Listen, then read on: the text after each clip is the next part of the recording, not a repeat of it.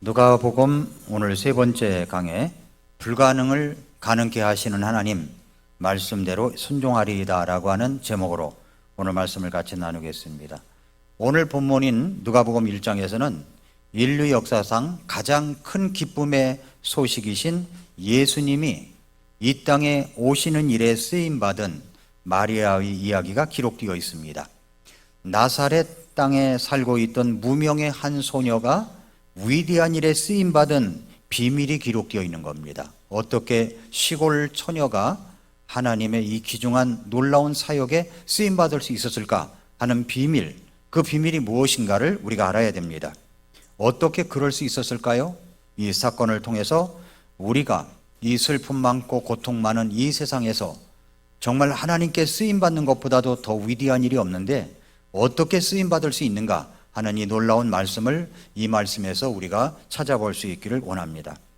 마리아는 유명한 여인입니다. 알고 계십니까? 마리아는 유명한 여인이에요. 그런데 제가 어렸을 때 아직 교회도 안 다니고 구원도 모를 때 저는 마리아를 알았었습니다. 누구를 통해서 알았냐면은 패티킴을 통해서 알았습니다. 예. 패티킴 누님이 아니라 모친이 모친 38년생입니다. 그러니까 저희 아버님이 33년생이거든요. 그러니까 그 또래 아닙니까? 근데 마리아, 사랑하는 마리아. 그때 제가 마리아를 알았어요. 그런데 오늘 우리 하나님의 말씀은 그렇게 유행가 가사 속에 담겨 있는 마리아가 아니라 성경 속에서 말씀하고 있는 마리아가 어떤 마리아인가? 이 말씀을 우리가 알아가기를 원합니다. 마리아에 대하여 두 가지 극단적인 태도가 있습니다. 마리아에 대하여 이 알아가는 데 있어서 두 가지 극단적인 태도가 있어요. 하나는 뭐냐면 마리아에 대하여 사람들은 무관심한 태도를 보인다는 겁니다. 마리아가 가지고 있었던 그 놀라운 신앙과 믿음과 그리고 헌신의 태도를 과소평가하면서 그렇게 그냥 대수롭지 않게 여긴다는 거죠. 그저 마리아는 유행가 가사 속에 담겨져 있는 단어 이 정도밖에 모르는 사람, 그 정도밖에 모르는 사람이 많습니다. 그런데 반대로 마리아를 지나치게 높이는 그런 극단적인 태도가 있다는 겁니다. 그것은 카톨릭에서 그렇게 하고 있습니다. 마리아를 하나님의 어머니라고 부릅니다. 그러나 인간으로 오신 예수님의 어머니이지 영원전부터 계신 하나님의 어머니라는 말은 절대 아닙니다. 또 마리아에게 동정녀라는 말을 붙입니다. 그런데 이 동정녀라는 것은 예수님께서 태어나시기 전에 그 이전의 동정녀이지 예수님 태어나신 이후에는 동정녀가 아닙니다. 요셉과 결혼을 해가지고 자식을 낳고 살았던 여인입니다. 또 마리아가 하늘로 승천했다는 이 카톨릭의 주장도 가짜입니다. 마리아에 대한 그런 기록은 성경에 찾아볼 수가 없습니다. 그리고 마리아는 우리의 기도 중보자가 아닙니다. 기도하는 데 있어서 중보자가 아니에요. 그래서 마리아에게 드리는 기도를 만드는 카톨릭의 그런 기도문은 아주 잘못된 것입니다. 하나님과 우리 사이의 중보자는 예수 그리스도뿐이라는 겁니다. 그러면 먼저 성경에서는 마리아를 어떻게 부르고 있느냐, 어떻게 이야기하고 있느냐 하면 첫째로 여자 중에 복이 있는 여자라고 그랬습니다. 여자 중에 복이 있는 여자. 마리아를 가리켜서 엘리사벳이 1장 42절에 이렇게 이야기합니다. 큰 소리로 말하며 이르되 네가 여자들 가운데 복이 있고 네 태의 열매가 복이 있도다. 여자들 가운데 복이 있대요. 여자들 가운데 복이 있다. 여자들 가운데 복이 있는 여자가 마리아였습니다. 이 여인은 어떤 여인이었습니까?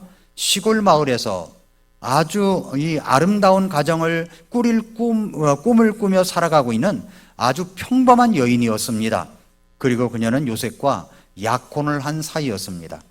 보통 이스라엘이 결혼을 할 때는 세 단계를 거칩니다.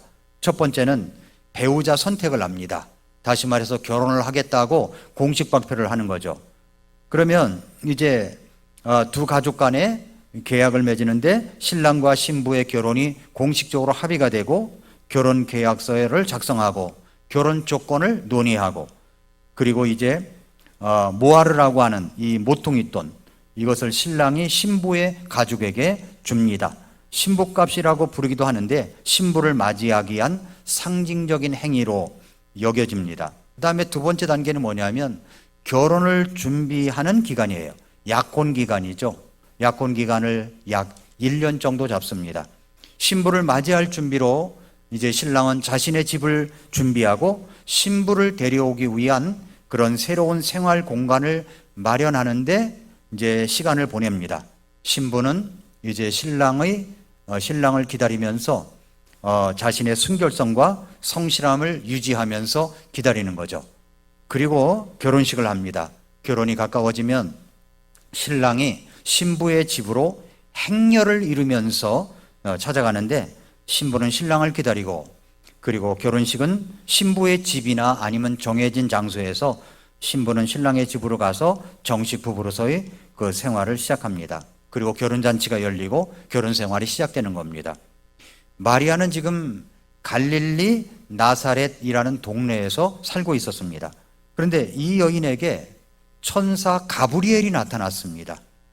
그리고 이 여인에게 28절에 이야기합니다. 크게 호의를 입은 자여 평안할지어다. 30절에 또 이렇게 이야기합니다. 마리아야 두려워하지 말라. 네가 하나님께 호의를 입었느니라. 뭘 입었다고요? 호의를 입었다고 얘기합니다. 근데 개역성경에는 호의라는 단어도 다 은혜로 번역을 했어요. 그러니까 favor도 은혜, grace도 은혜 이렇게 다 은혜로 번역을 했는데 여기서는 분명히 구별되게 호의라고 이런 단어를 썼습니다. 그러면서 이야기하기를 처녀가 임신하여 아들을 낳을 것이라는 말입니다.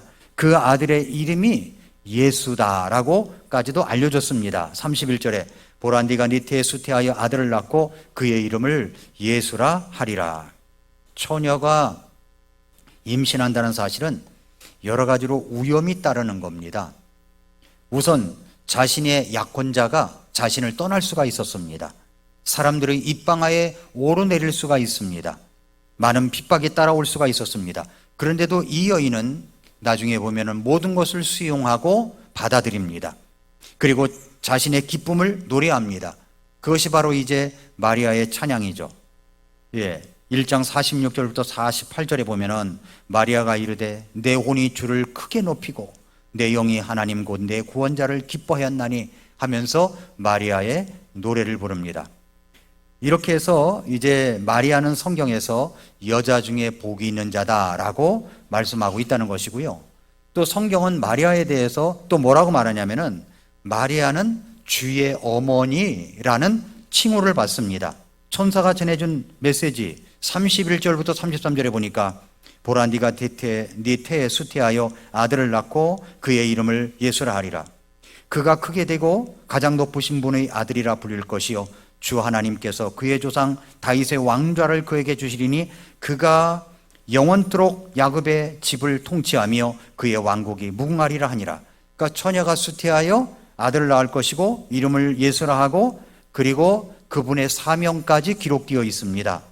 그분이 크게 되고 가장 높으신 분의 아들이라 불리게 될 것이고 다윗의 왕좌를 주시고 영원토록 야곱의 집을 통치하시며 그의 왕국이 무궁하게 될 것이다 하는 겁니다.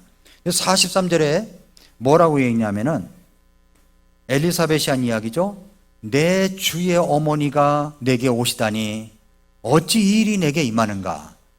엘리사벳이 그렇게 이야기합니다. 마리아가 자기가 수태를 했다는 이야기도 안 했어요.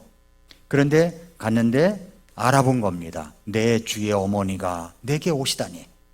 그래서 마리아를 성경에서는 뭐라고 부르냐면은 내 주의 어머니라고 부릅니다. 세 번째로 마리아는 모든 세대가 복이 있다 일컬음을 받을 자라고 말씀합니다.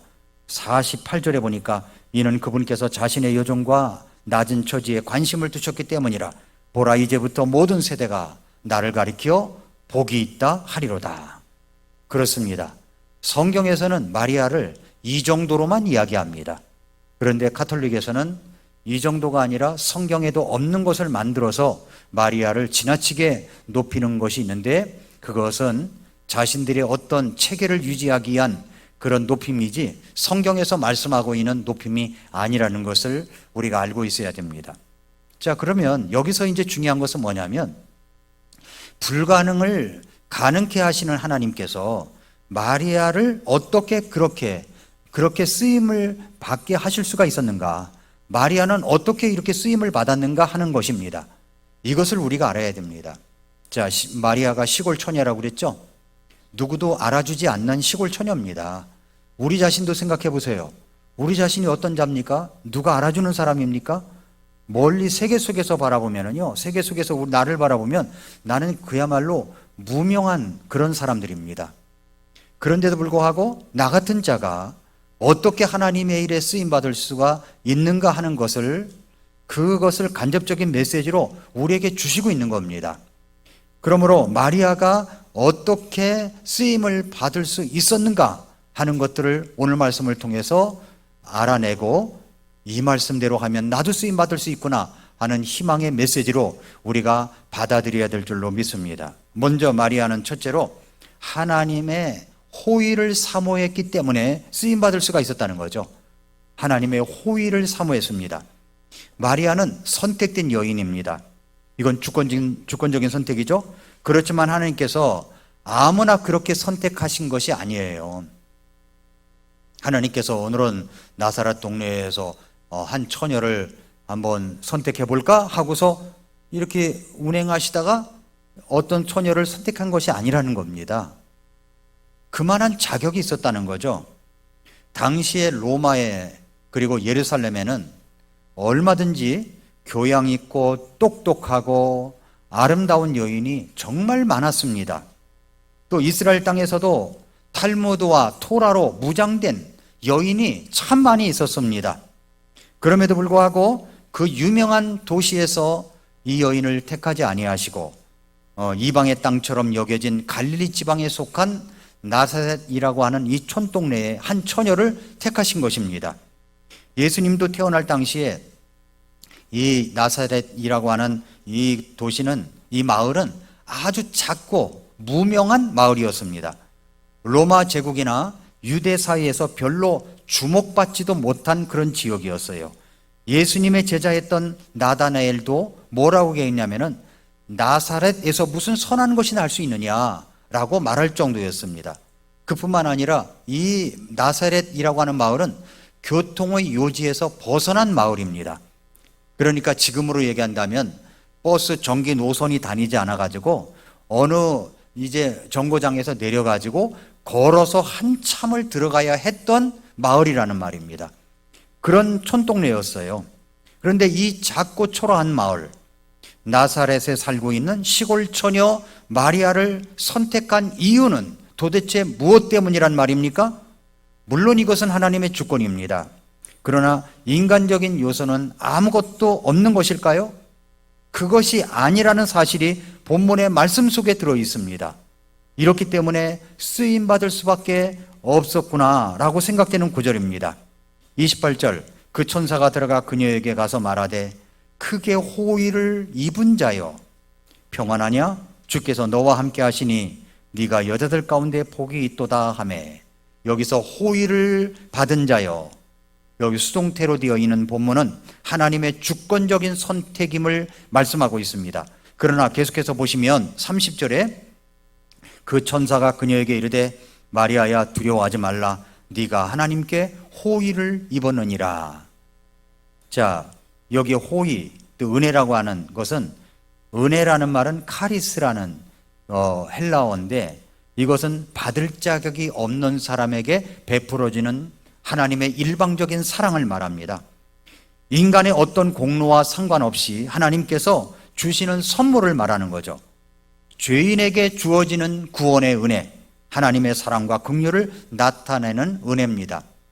그런데 호의라는 말이 있어요. 호의라는 말은, 이 말은 카리스에서 파생된 말이긴 하지만은 하나님으로부터 특별히 선택되어서 하나님의 특별한 계획을 이루기 위한 호의를 입은 것을 말하는 겁니다. 은혜는 전적으로 하나님의 긍휼에서 나오는 무조건적인 사랑입니다. 그런데 호의는 은혜의 일부로서 하나님의 특정한 목적을 위해 선택된 사람에게 부여하는 특별한 신임과 사랑을 강조하는 겁니다. 그러니까 마리아의 경우에는 천사가 그녀에게 완전하게 은혜를 입은 자로서, 호의를 입은 자로서 하나님께 특별히 선택받아 예수 그리스도의 어머니가 될 것임을 의미하는 겁니다. 따라서 누가복음 1장 28절에서 크게 호의를 입은 자여라는 표현은 마리아가 하나님의 구원의 계획 속에서 아주 중요한 역할을 맡기 위하여 특별한 은혜와 호의를 입었다라고 하는 것을 말씀하고 있는 거죠. 그러니까 이 호의는 단순한 호감 이상의 의미로 하나님의 특별한 선택과 신임이 있었다는 말입니다. 신임이. 그렇습니다. 그녀는 호의를, 이 페이버를 사모하는 자매였습니다. 오늘 우리 가운데서도 마찬가지입니다. 하나님께서 우리에게 큰 호의를, 이 페이버를 주시길 원하십니다. 그런데 그 하나님의 친절, 호의는, 이 페이버는 누구 것입니까? 그 하나님의 호의를 사모하는 자의 것이란 말입니다. 사모하는 자. 예레미야 29장 11절에 뭐라고 말씀했냐면은 너희를 향해 내가 생각하는 생각을 내가 아노라. 그것은 평안을 주려는 생각이요 해악을 주려는 생각이 아니니 곧 기대하던 결말을 너희에게 주려는 것이라. 이것은 이스라엘 백성들이 포로 생활을 할 때 하나님께서 70년의 포로가 차 있을 때도 불구하고 70년이 끝날 무렵에도 하나님께서 호의를 주려고 하는, 평안을 주려는 그런 생각을 갖고 계시지만은 뭐라고 그랬냐면은 예레미야 29장 12절에 그때에는 너희가 나를 부르고 가서 내게 기도하리니 내가 너희 말에 귀를 기울이리라. 또 너희가 너희 마음을 다하여 나를 찾을 때 나를 구하겠고 나를 만나리라 라고 말씀했습니다. 그러니까 하나님의 호의를 입어야 되겠다. 내가 하나님의 일에 쓰임받고 싶다. 이런 간절한 마음을 안고 있는 사람에게 이것을 주는 것이지 그런 것이 없으면 그런 호의를 입을 수가 없다는 겁니다. 예레미야 33장 2절 3절에서 그것을 만든 자, 주 그것을 형성하여 굳게 세운 자, 주가 이같이 말하노라. 주가 그의 이름이니라. 나를 부르라. 그러면 내가 네게 응답하고 네가 알지 못하는 크고 강력한 일들을 네게 보이리라. 그러니까 마리아는 그 하나님의 호의를 사모하는 여인이었습니다. 사모하는 여인. 그래서 쓰임받은 거죠. 여러분은 그 하나님의 호의를 사모하는 자입니까? 하나님, 이 어려운 고통과 슬픔뿐인 이 세상에서 하나님께 쓰임받는 자가 되고 싶습니다. 하나님, 그런 호의를 입을 수 있도록 도와달라고 하는 이 간절한 마음이 있을 때 하나님께 쓰임받는 것이다 라고 하는 것을 첫 번째 우리에게 말씀해 주시고 있습니다. 두 번째는 뭐냐면 이 마리아가 쓰임받을 수 있었던 것은 하나님의 능력을 신뢰했기 때문입니다. 우리는 주변에서 늘 기적이라고 떠들어대는 일들을 이제 접합니다. 성경 속에서 수많은 이적들을 우리는 경험합니다. 그런데 그런 이적들이 뭐가 있어요? 죽은 자가 살아납니다. 12년 동안 혈루증으로 고생하던 여인이 병을 고쳐집니다. 소경이 눈을 뜹니다. 안진뱅이가 일어납니다. 이 모든 게 기적이에요. 우리도 기적을 바라는 것들이 있죠. 기적을 바라는 것들이 있습니다. 그런데 여러분, 가장 큰 기적은 무엇이라고 생각하십니까? 저는 예수님 믿고 구원받았을 때 앞에 나와서 간증을 하는데 내게 기적이 일어났습니다. 그것은 나 같은 자가 구원을 받았다는 사실입니다. 저는 이것을 기적이라고 믿습니다. 이렇게 간증을 했던 기억이 있어요. 나 같은 자가 구원받은 것도 기적이죠. 그런데 여러분, 성경을 통틀어서 정말 기적 중에 기적은 어떤 기적이냐면은 처녀가 잉태하여 아들을 낳는 기적. 이것이 가장 놀라운 기적입니다. 사람이 태어나는 방법은 여러 가지가 있어요. 이 남자와 여자도 없이 태어난 그런 사람이 있습니다. 누굴까요? 아담이죠, 아담. 그렇죠? 그런데 남자는 있는데 여자가 없이 태어난 사람이 있어요. 누구예요? 이브죠, 이브. 그렇죠? 남자가 여자와 있어야 태어난 사람이 있습니다. 누굽니까? 저와 여러분이죠. 남자가 없이 태어난 분이 계세요. 그분은 바로 예수 그리스도이십니다. 그 사람이 이 땅에 태어나는 방법은 여러 가지가 있는 거예요. 한 가지만 있다고 생각하지 마세요. 남자와 여자가 있어야 사람이 태어난다. 그거 아닙니다. 우리가 창조론을 믿는데 우리는 창조론을 믿습니다. 우리는 유신 진화론을 믿지 않아요. 유신 창조론도 믿지 않습니다. 창조론을 믿어요. 처음에 하나님께서 아담과 하와를 만드셨습니다. 그것이 처음 사람이라고 믿는 겁니다. 여러분, 국회에서 인사청문회 할 때 어떤 신학계를 다녔다고 하는 사람이, 목사의 아들이라고 하던 사람이 그 인권위원장에게 질문을 할 때 정말 하나님을 안다고 하는 사람이 할 수 없는 질문들을 했어요. 창조론을 믿지 않아요. 이런 사람들은 창조론을 믿지 않아요. 이것이 이제 여당은 가만히 있고 야당이 그런 질문을 막 하잖아요. 야당이니까 질문하잖아요. 여당들은 그렇게 질문 안 합니다. 질문을 해요. 그런데 여러분, 이게 바뀌어졌다고 생각해 보세요. 지금 여당이 야당되고 야당이 여당됐다고 생각해 보세요. 그러면 지금 야당인 사람 중에서 그런 정말 창조론을 굳게 믿고 하나님께서 처음에 하늘과 땅을 창조하셨다고 믿는 사람에게 어떤 질문을 쏟아질까요? 저는 똑같다고 생각합니다. 똑같은 사람들이 나올 거라고요. 그러니까 여당이라고 그렇게 믿고 있고 야당은 다르게 믿고 있고 이런 것이 아니라는 거예요. 창조론을 믿고 있는 사람들이 있습니다. 믿고 있는 사람들은 그렇게 말하지 않아요. 이 땅에 사람이 태어나는 방법은 여러 가지가 있는 겁니다. 여러 가지가 있는데 오늘 말씀은 뭐냐면 처녀가 잉태하여 아들을 낳는다는 겁니다. 그분이 바로 예수 그리스도시라는 거죠. 이것은 기적 중에 기적이 아니겠습니까? 너무 큰 기적이죠. 놀라운 기적입니다. 기적 중에 기적이죠. 그러니까 그렇게 기적을 경험하게 된 것은 무엇 때문이었을까요? 그것은 바로 하나님의 전적인 은혜가 있었기 때문이기도 하지만 마리아에게 큰 믿음이 있었기 때문인 겁니다. 여러분 31절부터 33절 읽었죠? 34절을 보세요.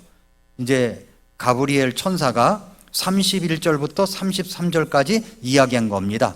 그랬더니 마리아가 뭐라고 대답합니까? 34절. 그때 마리아가 천사에게 이르되 나는 남자를 알지 못하는데 어찌 이 일이 있으리이까? 남자를 알지 못하는데 어찌 이 일이 있으리까? 이 말을 가만히 보면은 회의적인 발언처럼 들립니다.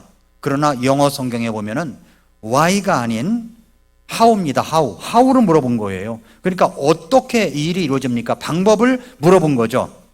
35절에 보면은 가브리엘 천사가 대답을 하는 것은 이 how, 어떻게 그 처녀가 잉태하여 아들을 낳는가, 그 방법적인 것을 이야기하는 겁니다. 35절에 천사가 그녀에게 대답하여 이르되 성령님께서 네 위에 내려오시고 가장 높으신 분의 권능이 너를 덮으시리니 그러므로 네게서 태어날 그 거룩한 것은 또한 하나님의 아들이라 불리리라.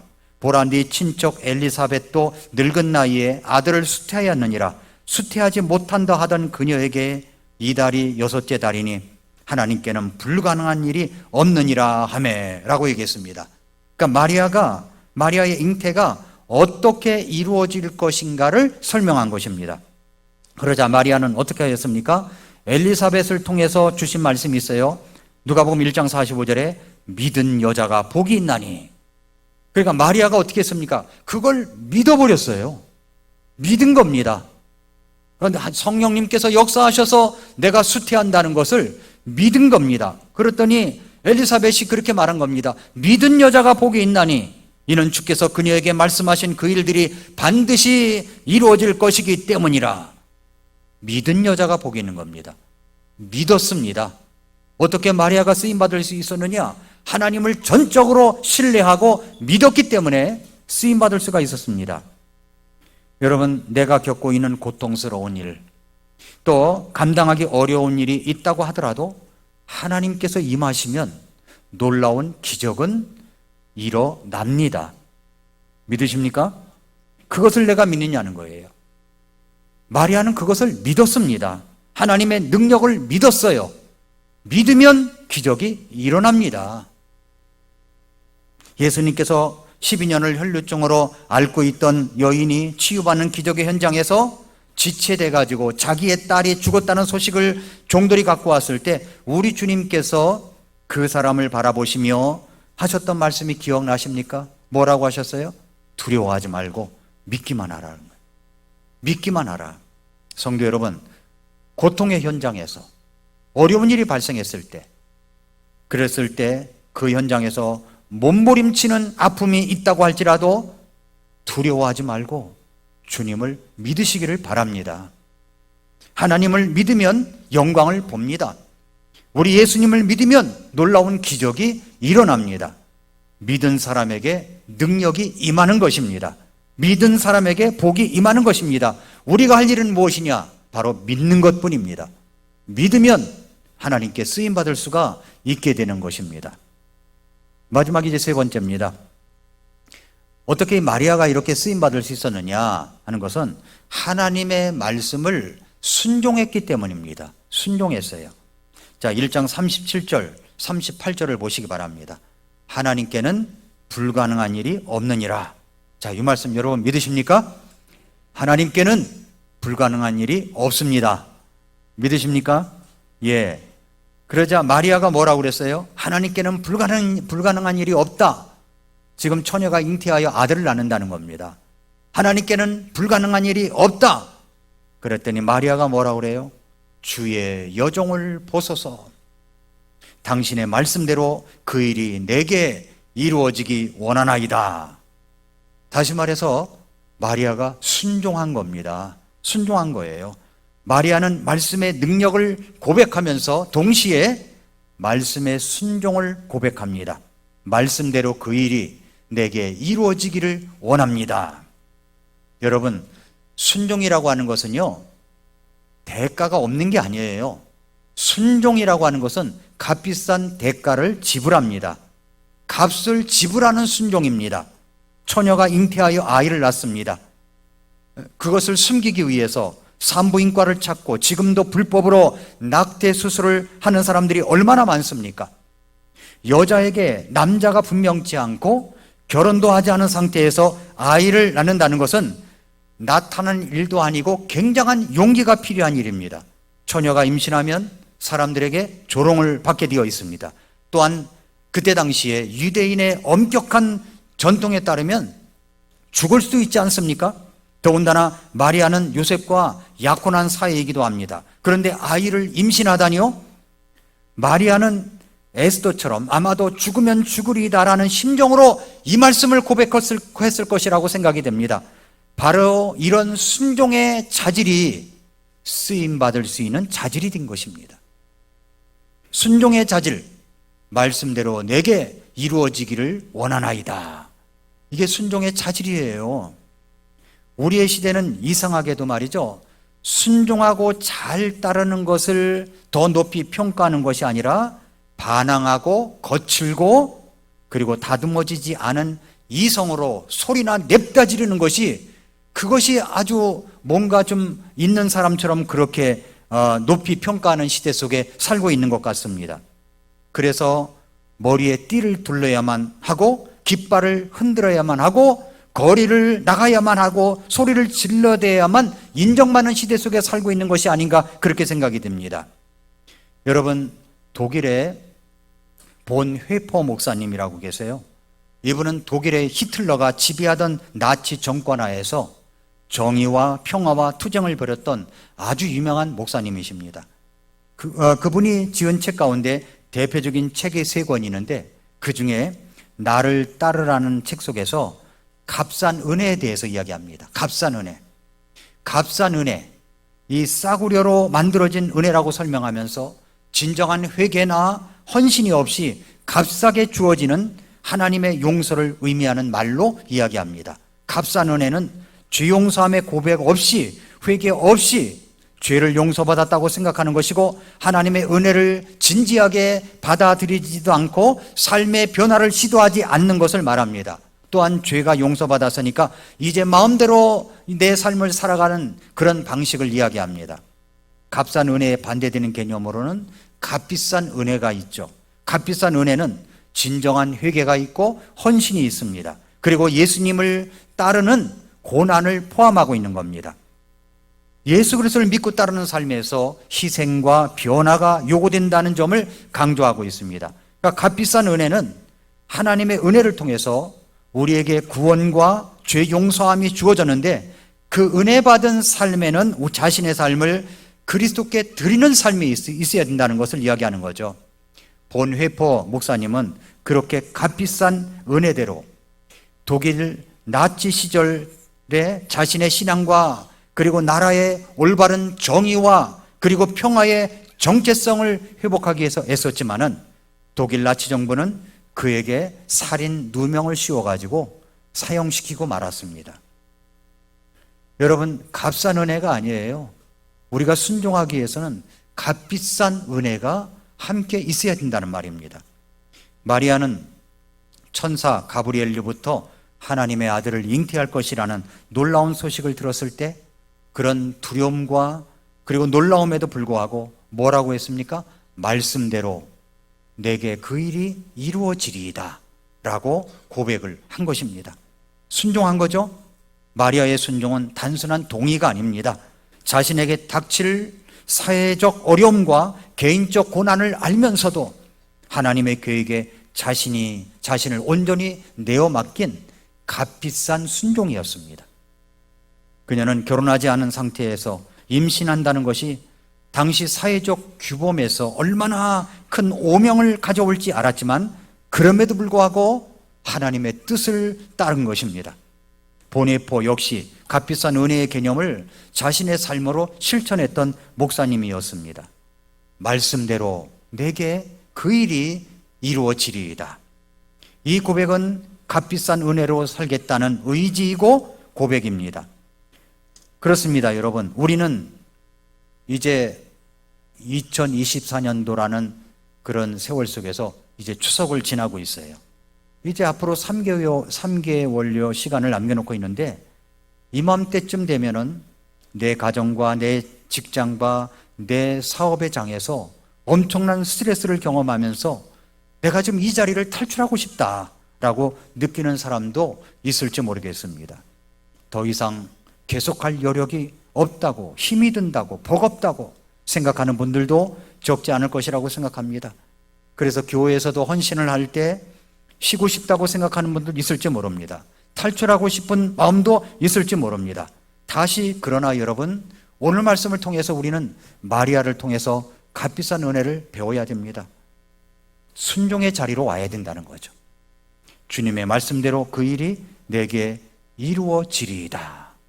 말씀대로 살겠다는 결단, 이것이 쓰임받을 수가 있게 된 것입니다. 그래서 여러분, 투자 중에 최고의 투자가 무엇인지 아십니까?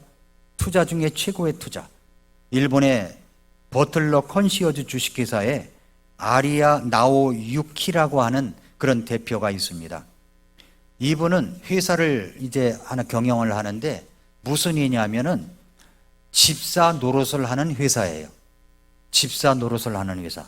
무슨 말이냐면은 어떤 부자만 받아서 이제 관리를 해주는 거예요.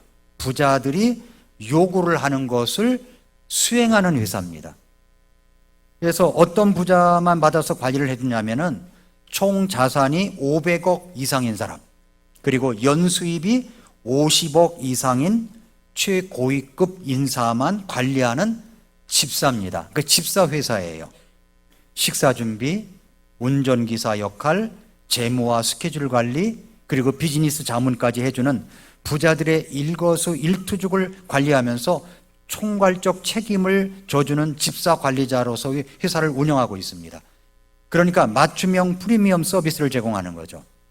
근데 이 회사가 서비스의 어떤 독특한 철학과 탁월한 어떤 고객 응대 능력으로 유명한데, 이런 이제 일화가 있다고 합니다. 한 고객이 이제 출발 몇 시간 전에 이제 1000개의 딸기 맛 껌과 500병의 칼피스 워터를 요청을 했는데, 이것을 갖다가 성공적으로 수행을 했다는 거예요. 유럽에서 온 고객인데 나리타 공항에서 개인 제트기를 타고서 2시간 전에 이야기한 겁니다. 1000개의 딸기맛 껌과 500병의 칼피스 물을 준비해달라고 요청을 했습니다. 그랬더니 이 회사의 대표가 그것을 구멍가게 마트까지 뒤져가지고 딱 준비를 해서 갖다 줬다는 겁니다. 아주 이게 유명한 그런 회사예요. 근데 이분이 투자하는 곳에는 자기는 이런 투자의 원칙이 있다는 겁니다. 집사 회사로서 부자들은 어떻게 부자가 되는가 하는 것을 이제 기록한 책이 있는데, 부자들은요 불경기가 되면 그렇게 기뻐한대요. 부자는 떳떳한 돈이 아니면 취하지 않는다는 겁니다. 부자는 큰 돈보다도 이 작은 돈을 소중히 여긴다는 겁니다. 이분이 조사한 게 그래요. 돈이 들어오는 시스템을 만든다는 거죠. 그런데 그 책 마지막 페이지에 이런 내용이 들어 있습니다. 부자는 돈보다 소중한 가치를 절대 잊지 않는다 그래서. 돈보다 소중한 가치를 절대 잊지 않는다.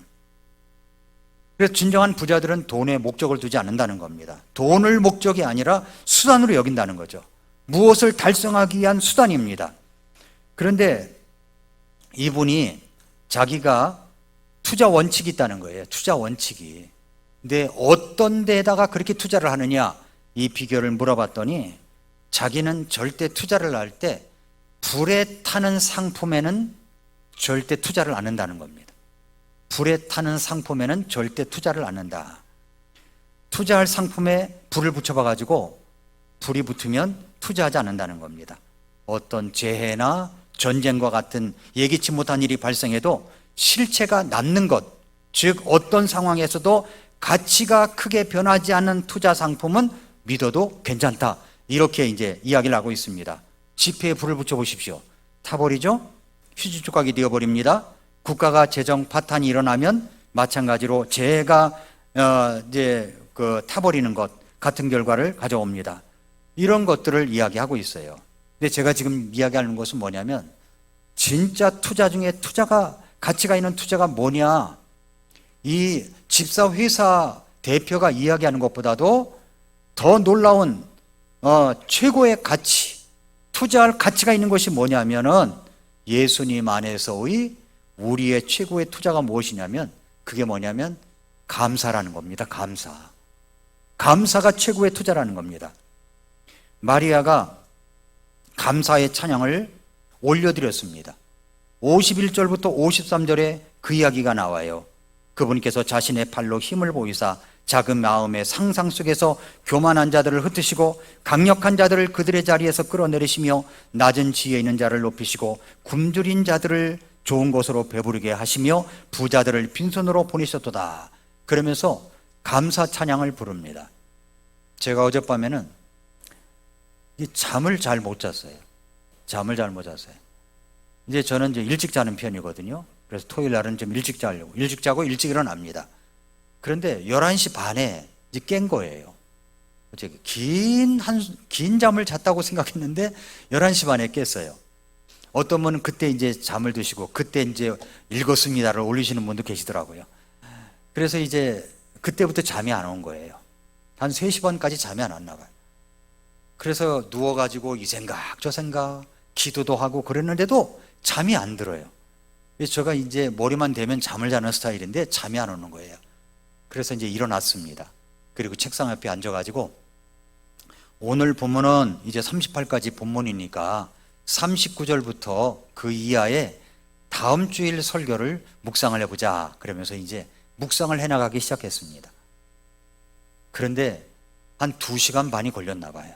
묵상을 하는데 저는 마리아를 정말 존경해야 되겠다고 생각을 했습니다.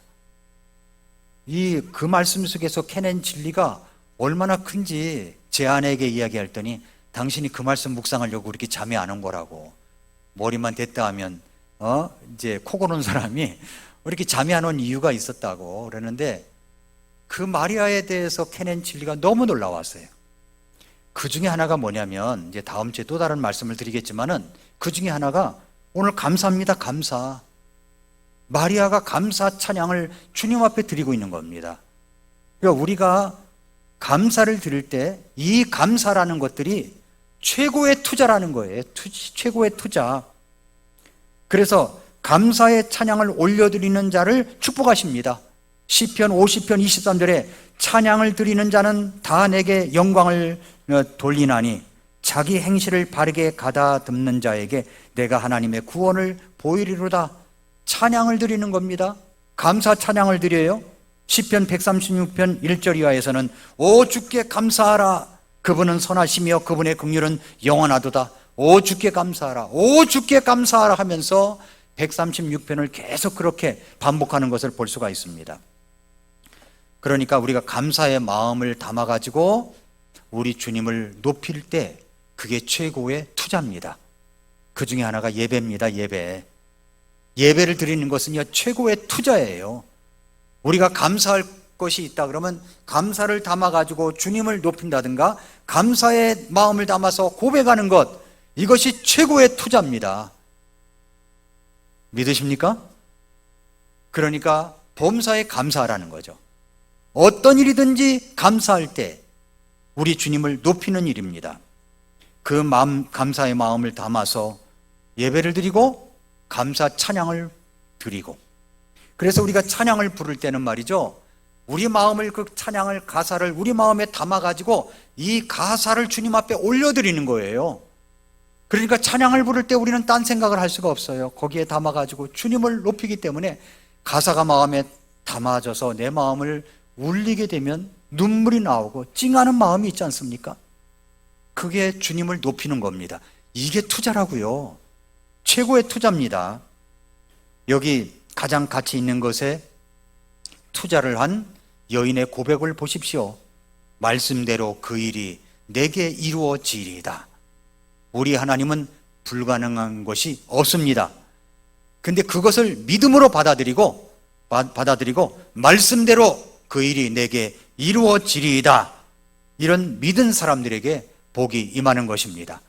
이 복이 저와 여러분에게도 임하는 놀라운 축복이 되시기를 축복합니다. 기도하겠습니다.